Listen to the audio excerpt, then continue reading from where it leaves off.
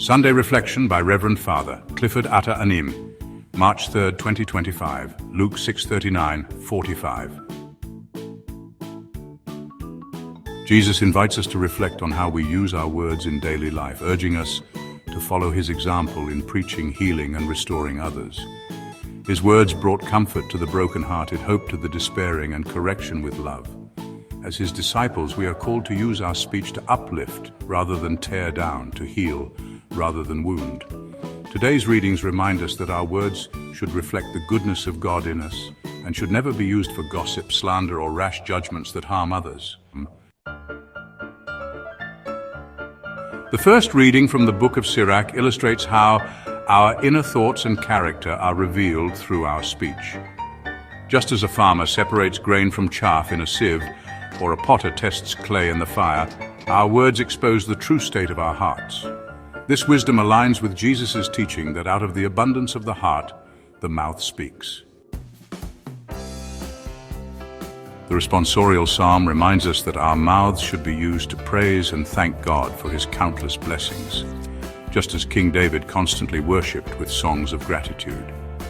In the second reading, St. Paul urges the Corinthians to remain steadfast in their devotion to God, rather than engaging in empty and harmful conversations. He echoes a principle found in Proverbs: when words are many, sin is not absent, but whoever restrains his lips is wise. In today's Gospel, Jesus warns against judging others harshly and hypocritically. He uses vivid imagery, such as a blind man leading another blind man and a person with a log in their eye trying to remove a speck from someone else's eye, to illustrate the absurdity of condemning others while ignoring our own faults. However, Jesus is not forbidding all correction. Rather, he calls us to self-examination and humility.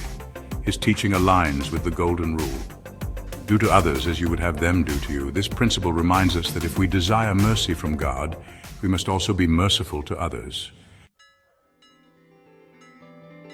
Avoid unjust judgment. Only God fully knows the human heart. He alone is the just judge, so we should be cautious before making assumptions about others. Recognize our limitations. We rarely know the full story behind someone's actions. Jesus reminds us to be mindful of our own shortcomings before pointing out the faults of others.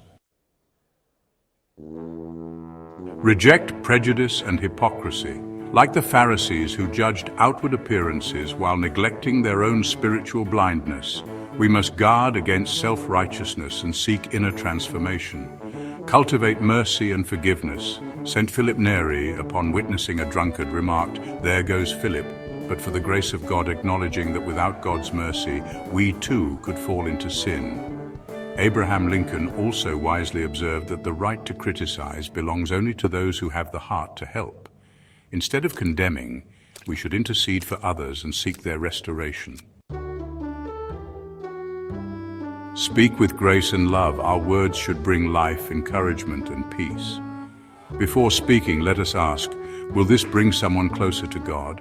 Will this reflect Christ's love? In closing, let us remember Jesus' warning. With the measure you use, it will be measured to you. If we desire God's mercy, let us extend that same mercy to others, leaving all judgment to him. God bless you.